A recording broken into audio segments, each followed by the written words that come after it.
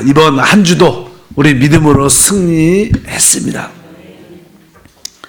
자, 우리가 어제 우리 성령에 대한 그런 말씀을 나누었습니다. 우리 성령께 사실 우리의 온 자신을 온전히 지배권을 그분께 드릴 때 우리 안에 성령이 역사한다, 그런 말씀을 드렸습니다. 사실 이제 로마서 8장에 나오는 이 성령을 따라 사는, 생명의 법을 따라 사는 것이 신앙생활의 실제적인 믿음의 요구입니다. 근데 우리가 이 생명의 성령의 법을 따라 살기 위해서는 로마서에 보면 이제 7장이라는 과정을 이렇게 꼭 통과를 해야 됩니다. 왜? 로마서 6장이 있고 7장이 있고 그 다음에 8장이 있으니까 이 8장에 있는 생명의 성령의 법에 대한 참된 신앙생활의 실제죠, 실제. 그것을 체험하려면 먼저 우리가 로마서 7장에 있는 영적인 체험을 한 번쯤은 통과해야 될 것이다. 우리가 그냥 로마서에 쭉 보면 6장에서 이제 우리가 어떻게 죄의 문제가 해결되는지, 우리 안에는 이 죄라는 그런 몸을 가지고 있습니다. 죄의 몸. 우리 몸은 사실 타락했기 때문에 죄를 짓는 몸입니다. 이 육신이라는 것은 사실 죄를 짓는 몸. 그래서 늘 죄를 짓는 자신을 발견하게 되죠. 그래서 이제 어떻게 우리가 죄에서 벗어날 수 있는가, 이런 말씀을 합니다. 근데 이제 우리의 체험이 죄에서만 벗어날 뿐만 아니라 한 가지 더 알아야 되는데, 그것은 다른 것이 아니라 로마서 7장에 나오는 우리가 율법에서도 해방이 됐다는 사실을 알아야 로마서 8장으로 넘어갈 수 있다. 그래서 죄의 문제, 또 율법에서의 해방을 실제로 체험을 해야 됩니다. 근데 사실 이런 신앙의 체험은 그렇게 쉽지 않습니다. 이렇게 들어도 로마서 6장, 7장 말씀을 들어도 잘 모릅니다. 그리고 체험과 이렇게 섞여서 또 우리의 타락한 육신과 내 열심이 섞여서 그것이 쉽게 이해가 가지 않습니다. 오랜 시간을 통해서 또 기도하고 또 나의 체험을 통해서 이렇게 반복하면서 그것을 깨닫게 되는데, 뭐 우리가 알다시피 로마서 7장의 마지막 절규는 오라, 나는 공고하다. 이 사망의 몸에서 누가 나를 건져낼 수 있겠는가. 그 마지막 절규를 하죠. 그럼 마지막 그런 절규가 우리 가운데 있을 때 한순간에, 그러나 우리 주 예수로 말미암아 하나님께 내가 감사하겠다, 이 절규와 함께 감사하는 그런 기도가 나와요. 감사하다는 뜻은, 왜 감사합니까? 우리가 보통 일할 때 누구한테 감사합니다, 감사합니다 하는 이유는, 내가 받을 수도 없고 내가 하지 못했는데 내가 어떤 것이 이루어해 주시니까 감사한 겁니다.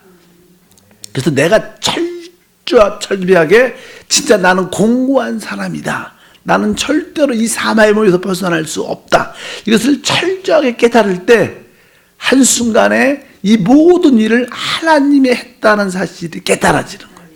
그럴 때 진짜 하나님 감사합니다. 내가 한 것이 포함됐으면 감사가 안 나오죠.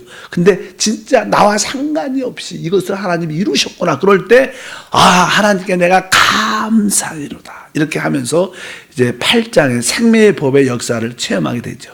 다시 한번 로마서 6장에 간단하게 말하면 죄에서 어떻게, 죄의 몸에서 벗어나는가, 그 말씀이 이제 6장 6절에 기록되어 있죠. 우리가 알거니와 우리의 옛사람이 예수와 함께 십자가에 못 박힌 것은 죄의 몸이 죽어 다시는 우리가 죄의 종노릇하지 아니하려 함이니, 이렇게 말하죠. 그러니까 우리 안에 늘 죄를 짓는 그런 모습을 늘 발견하죠. 이 죄의 문제가 어떻게 됐는가? 바로 내가 우리의 옛사람이 그리스도와 함께 죽은 것을 이렇게 봐야 된다는 거예요. 영적으로 내가 그리스도와 함께 죽었구나, 이것이 영적으로 깨달아지고 그것을 우리가 그냥 믿는 거죠. 믿는다는 것은 여긴다는 뜻입니다. 그래서 그냥 11절에 써 있어요. 이와 같이 너희도 너희 자신을 죄에 대하여 죽은 자요 그리스도 예수 안에서 하나님께 대하여 살아있는 자로 여길지라. 여긴다는 것은 믿는 거, 받아들인다는 거예요. 그러니까 여러분들이 영적으로 내가 그리스도와 함께 내 옛사람이 죽었구나. 이것을 봐야 되고 그것을 진짜 믿음으로 내 것으로 받아들이고, 그러니까 이제 내 옛사람이 죽었으니까, 옛 몸이 죽었으니까 이제 나는 이제 내 이 지체를, 몸의 지체를 이제 이게 사라진 건 아니잖아요. 죄가 없어진 건 아니에요.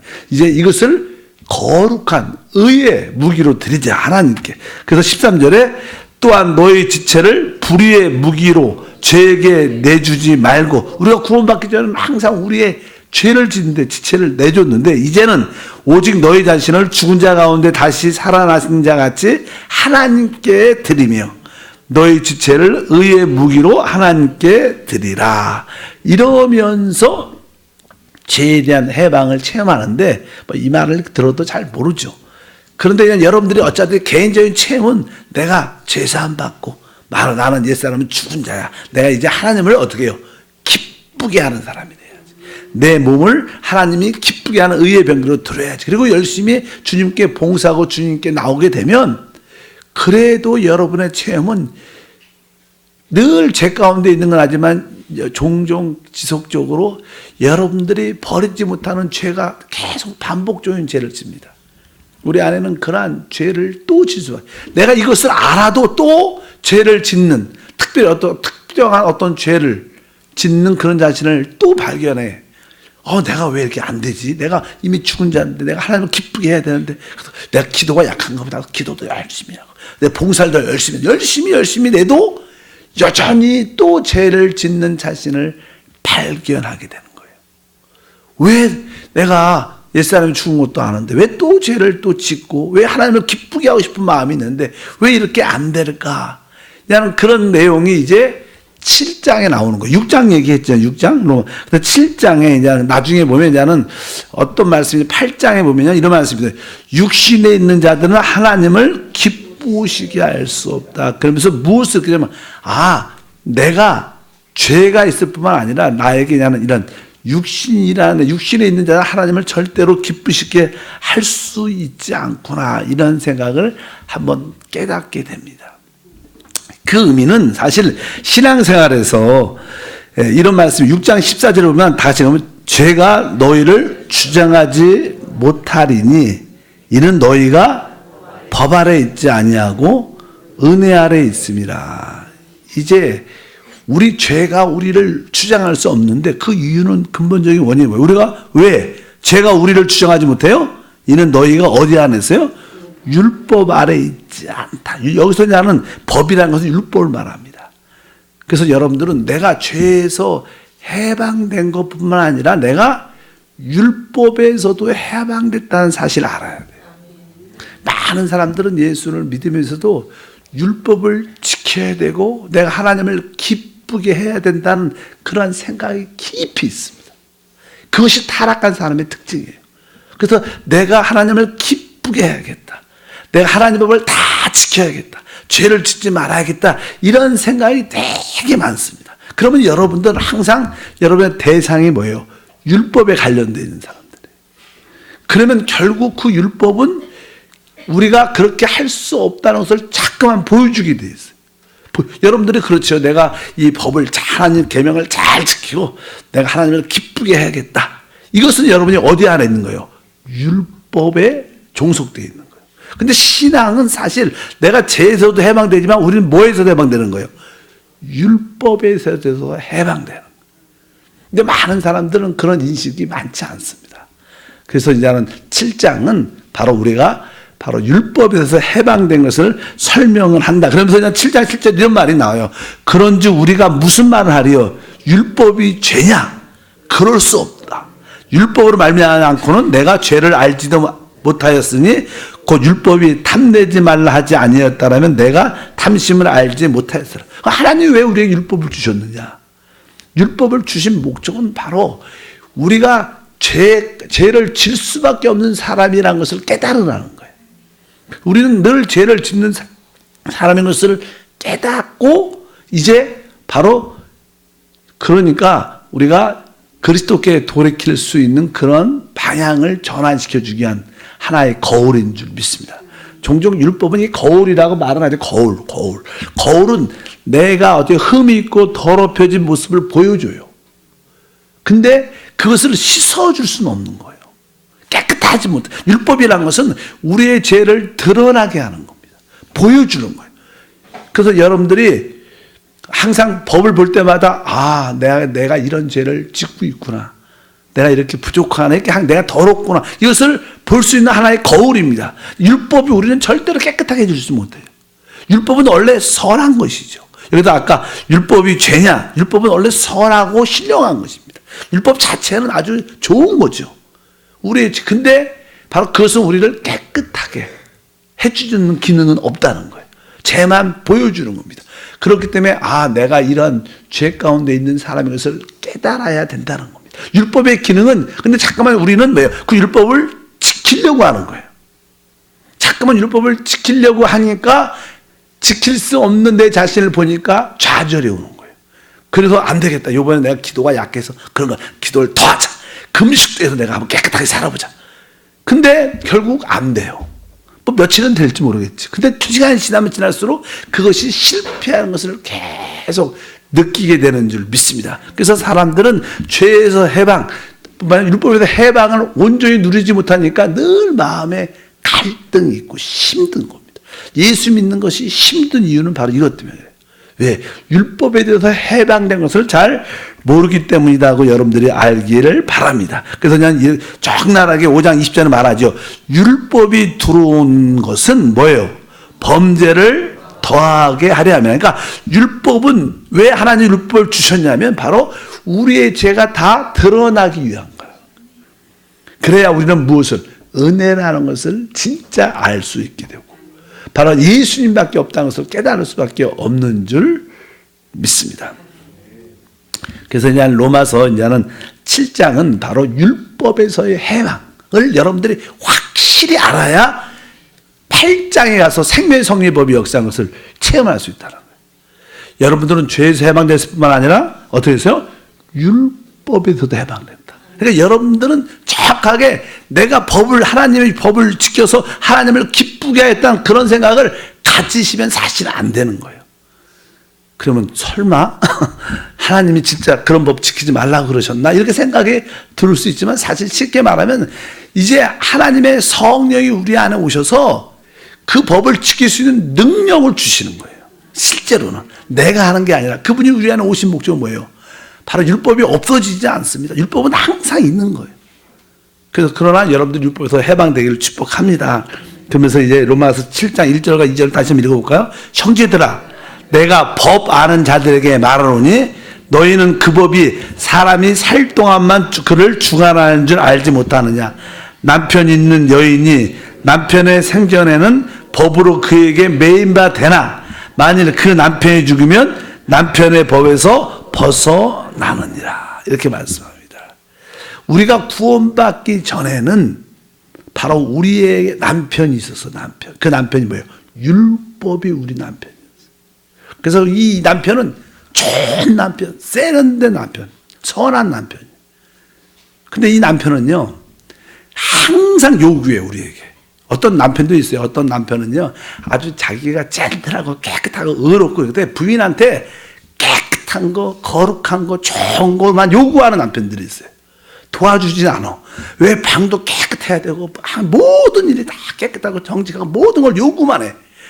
그런 남편하고 살면 어떻게 돼요? 스트레스가 많지. 진짜. 그렇게 살면 재미가 없을 거예요. 남편은 자치적으로는 선하고 율법 자체가 그래요. 선하죠. 근데 요구하는 게 많은 거예요. 자기도 죄를 별로 짓지 않는데 자기는 뭐 나쁘지 않고 좋은 사람인데 좋은 남편인데 깨끗하고 거룩하고 요구하는 게 너무 많으니까 부인이 그런 남편하고 사는 게 너무 힘들고 고통. 근데 결혼했으니까 어떻게 그 남편에게서 벗어날 수 없는 거예요. 근데 어떻게 벗어날 수 있는가? 어떻게 해요? 둘째 하나가 죽으면 돼. 죽으면 그 남편으로부터 아내로부터 서로 해방될 수 있어요.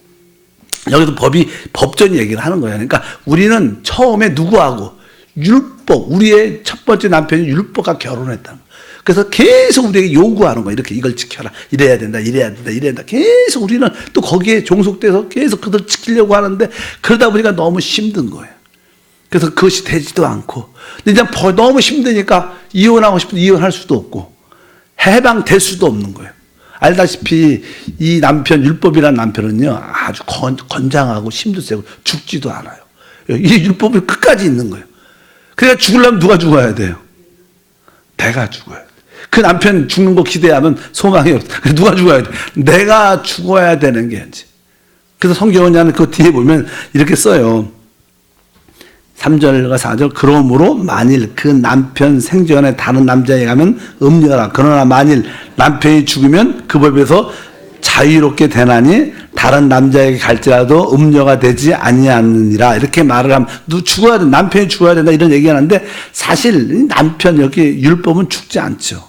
그래서 죽는 건 그냥 그 아내가 죽게 돼요. 그래서 4절에 보면 뭐라고 써 있어요. 그러므로 내 형제들아 너희도 그리스도의 몸으로 말미암아 율법에 대하여 죽음을 당했으니 이는 다른 이 곧 죽은 자 가운데 살아나신 이에게 가서 우리가 하나님을 위하여 열매를 맺게 하려 함이라. 이 4절을 보면 그러므로 내 형제들아 너희도 그리스도의 몸으로 말미암아 어디에 대해서 율법에 대해서 죽었다. 그러니까 그리스도의 몸으로 말미암아 율법에 대해 죽긴 누가 죽어요? 그리스도의 몸으로 바로 우리가 죽는 거예요. 우리가 사실은 아내가 죽는 겁니다. 아내가. 율법은 죽지 않아요. 남편은 그 옛 남편은 죽지 않습니다. 기대하지 마세요. 그건 있는 거예요. 항상. 근데 내가 그리스도의 몸으로, 이것도 그리스도의 몸이라는 것은 여러분들은 원래 예수를 믿는 그 순간, 영원 전에 여러분들은 그리스도 안에 들어와 있어요. 근데 성경에서 항상 그러죠. 그리스도 안에서. 여러분들 어디 안에 있어요? 그리스도 안에 있어요. 그래서 그리스도의 몸이 된 거예요. 그래서 예수님이 사실은 죽으실 때 여러분도 어떻게 해요? 죽은 거예요, 사실은요. 원래 그걸 여러분들이 영적으로 한순간 이걸 깨달아야 돼요. 아, 예수님이 죽은 것은 나도 그리스도의 몸으로서 나도 죽은 거구나. 그분이 부활할 때 나도 부활했구나. 이것이 신약 성경의 핵심, 하나님의 역사하는 법이에요. 그러니까 예수님의 몸으로서 예수 안에, 그러니까 우리는 바로 하나님께 나서 우리는 그리스도 안에 있어요. 항상 우리는 신앙생활에 우리가 어디냐? 하여튼 구원받기 전에는 아담 안에 있었지만 지금은 어디에? 그리스도 안으로 영적으로 전이 옮겨져 있습니다. 아, 내가 그리스도 안에 있구나. 여러분들이 행하는 모든 것은 주님 안에서, 그리스도 안에서 이루어진 줄 믿습니다. 그래서 예수님이 죽으셨을 때 나도 어떻게 된 거예요? 죽은 거예요, 사실은요. 아, 그러니까 여러분은 법적으로 여러분의 옛사람이 그리스도와 함께 십자가에서 끝났으니까 여러분 율법과 남편과 상관이 있어요, 없어요? 그래서 여러분 율법과 진짜 상관이 없어요.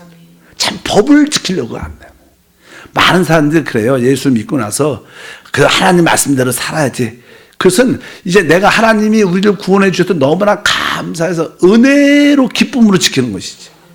기쁨으로 성령의 은혜로 지키는 것이지 내가 그 법을 지켜서 축복을 받겠다 이런 생각은 잘못된 생각이다. 왜? 우리는 율법과 상관이 없습니다. 우리는 율법에서 어떻게 해서 해방됐다 이렇게 말하죠. 아까 너희도 그리스도의 몸으로, 그리스도의 몸은 뭐예요? 우리죠. 그러니까 주님이 바로 십자가에서 몸짓겼을 때 우리도 죽은 거구나. 그래서 율법에 대하여 죽음을 당했으니. 그러니까 우리는 항상 율법에 대해서 반응을 하면 왜? 거긴 죽었으니까. 그러니까 여러분은 항상 우리의 신랑이신 그리스도, 우리 안에 계신 그리스도께 모든 것을 가야 돼. 어떤 일을 하든 좋은 일을 하든 나쁜 일을 하든 항상 여러분들 누구한테? 우리의 둘째 마지막 남편이신 예수님께 돌아가야 돼. 성경에서는 하가 타락한 이유는 뱀이 이렇게 미혹을 하죠. 이 동산에 있는 모든 실과를 다 먹지 말라고 하느냐? 이게 사단이 와서 우리에게 속삭입니다. 그러면 하는 자기는 자기의 남편이 있어요. 자기의 머리가 있어. 그 자기가 직접 사단하고 이야기하면 안 되는 거예요. 누구한테? 우리는 누구한테 가야 돼? 항상 우리의 머리이신 남편이신 예수님께 가야 돼. 그러니까 어떤 문제가 생겼다. 그러면 여러분 누구한테 물어봐야 돼요? 여러분 스스로 이 문제 어떻게 해결할까? 이렇게 생각하면 안 되는 거예요. 그 뭐예요? 여러분들이 머리이고 주인이라는 거예요. 그러니까 어떤 문제가 생길 때마다 내 안에 계신 주님, 이런 문제 생겼는데요. 어떻게 해야 되죠? 항상 그 모든 좋은 일, 나쁜 일든 모든 문제를 다 주님께 데리고 가야 돼요. 그래야 여러분들, 주님을 잊고, 내가 이 법을 지키면 축복받을 듯, 이런 생각도 해도 안 되는 거예요. 법을 내가 지키다 하는 게 중요하지 않다는. 모든 것을 여러분 안에 계신 예수님께 돌이키는 게 신앙생활의 핵심인 줄 믿습니다. 그래서 여러분들이 로마서 7장의 핵심은 내가 죄에서도 해방됐지만 이제 율법에 대해서도 해방됐다. 왜? 율법은요, 내가 자꾸만 지키려는 열정적인 생각, 율법을 보면 여러분들이 내 이 법을 지켜서 하나님을 기쁘게 해야지, 이 생각이 자동적으로 우리 몸에 들게 돼 있어요. 그러니까 여러분들은 율법에 대해서 내가 죽었다, 난 율법에서 해방됐다, 이래야 여러분들이 옛사람은 여러분 자신도 반응하지 않고 그리스도께 돌이킬 수 있는 그런 은혜가 함께 할 줄 믿습니다. 근데 우리 주님은 여러분에게 하나님의 계명을 지켜서 하나님을 기쁘게 하라고 말하지 않습니다. 근데 우리 종교적이기 때문에 그런 말 들으면 의아를 하죠. 진짜일까? 내가 법을 안 지키면 내가 하나님도 혼나지 않을까? 징계받지 않을까? 축복을 안 주시지 않을까? 기도가 응답되지 않을까? 이런 생각이 우리한테 깊이 박혀 있어요. 근데 우리는 율법에 대해서 진짜 해방됐어요. 그거를 여러분들이 진짜 알아야 진짜 하나님의 아들로 자유함이 있어요. 그렇지 않으면 계속 거기에 묶여서 두려움과 염려 가운데. 모든 사람들이 대부분 그러죠. 그래서 이제 6장과 7장에서 말씀하죠. 왜 아직까지 우리가 우리 안에 있는 생명의 성령의 법을 마음껏 못 누리느냐구나. 아직 그 율법의 자유함이 없기 때문에 그렇다는 것을 여러분들이 다시 한번 깨닫기를 바랍니다. 아까 7장 4절에 그렇게 말씀했습니다. 그리스도의 몸으로 말미암아 율법에 대하여 우리가 죽음을 당했다. 사실 율법은 죽지 않죠. 여전히 우리 율법은 밖에 있습니다. 근데 우리는 그 율법과 상관이 없다. 근데 바울은 그렇게 고백을 우리한테 하죠. 내가 율법에 대해서 죽음을 당했다. 우리는 율법에 대해서 계명에 반응하는 게 아니라 우리 안에 계신 성령님께 그리스도께 반응하는 거예요. 어떤 문제가 있을 때마다 그분께 돌이키기를 축복합니다. 그분께 물어보세요. 내가 이걸 지켜야 축복받는다. 그건 문자적인 거니까 그건 중요하지 않아요. 그것은 이미 나하고 상관이 없는 옛 남편이었습니다. 새 남편은 그리스도입니다. 따라합시다. 내 새 남편은 그리스도다. 그러니까 여러분들이 모든 것을 새 남편이시. 근데 옛 남편 율법은요, 우리에게 아주 이렇게 요구만 해, 요구만. 거룩하게 살아라, 깨끗하게. 요구만 하지만 그 요구를 이룰 수 있는 힘은 하나도 안 줍니다. 자기는 젠틀해도 우리에게 그런 힘을 주지 않으니까 우리 너무 힘든 거예요. 근데 새 남편은 우리에게 실제로 요구도 해요. 근데 요구를 지킬 수 있는 뭘 주는 거예요? 힘을 주신다는 거예요. 그게 다른 거예요. 우리가 아무것도 하지 말라 그 뜻이 아닙니다. 율법, 하나님 말씀을 하나님을 기쁘게 하라고 말하죠. 근데 그분은 뭐예요? 우리에게 그것을 할 수 있는 힘과 능력을 주셔요. 그 차이예요.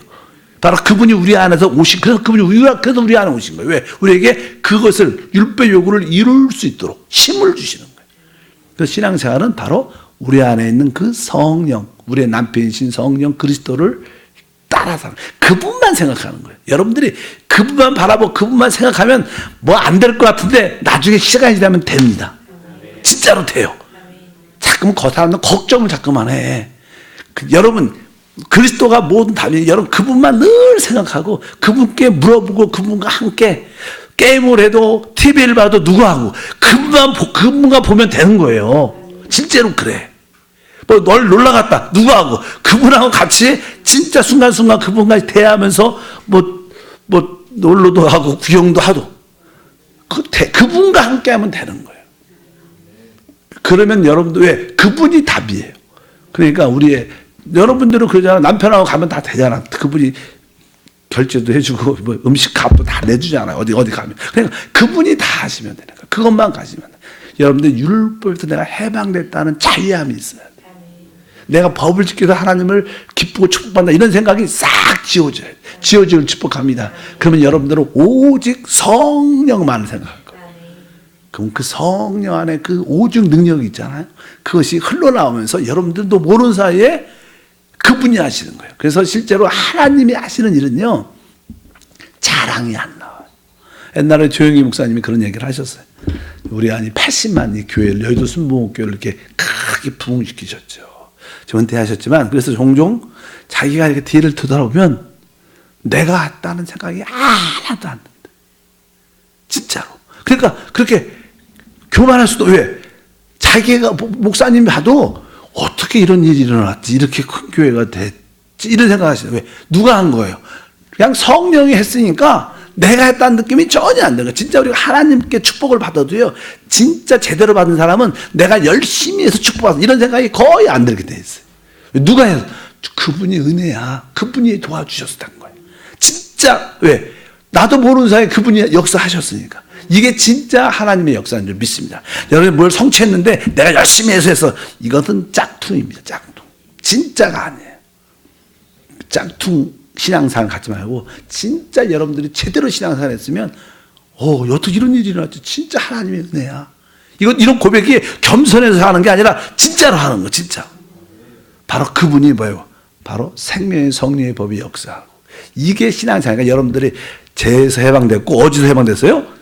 율법에서 내가 해방됐다. 난 율법과 상관없다. 첫 번째 남편과 여러분 진짜 지긋지긋했을 거야. 그거 왜요? 율법에서 대부분 해방이 못 됩니다. 여러분들이 이제 안 살아봐서 그렇지 아주 특이한 남편, 아주 깨끗하고 이런 남편하고 한번 살면요 진짜 피곤합니다. 진짜 힘들어. 근데 그 남편이 뭐 실수도 안 해, 잘못도 안 해. 근데도 늘 숨이 막혀. 그런데 진짜 거기서 진짜 여러분들이 해방된 줄 믿습니다. 하나님 감사합니다. 우리가 죄에서도 해방되고 율법에서도 해방된 이 놀란 그리스도의 비밀을, 십자가의 비밀을 꼭 체험적으로 갖게 도와주셔서 우리 성도들에게 참된 자유와 해방, 그동안은 우리가 주님을 기쁘게 하고 우리가 법을 지켜 축복받으려고 노력했던 모든 것으로 얼마나 힘들었는지, 진짜 얼마나 공고했는지 모릅니다. 이제 이 사실이 잘못된 것을 알게 하시고 진짜 이 모든 것을 주님이 다 이루어 놓으셨다는 사실을 깨닫게 도와주셔서 감사하는 이러한 신앙이 되게 하옵소서. 기쁨으로 귀한 예물을 드립니다. 영광받아 주옵소서. 주 예수 이름으로 기도함나이다. 아멘.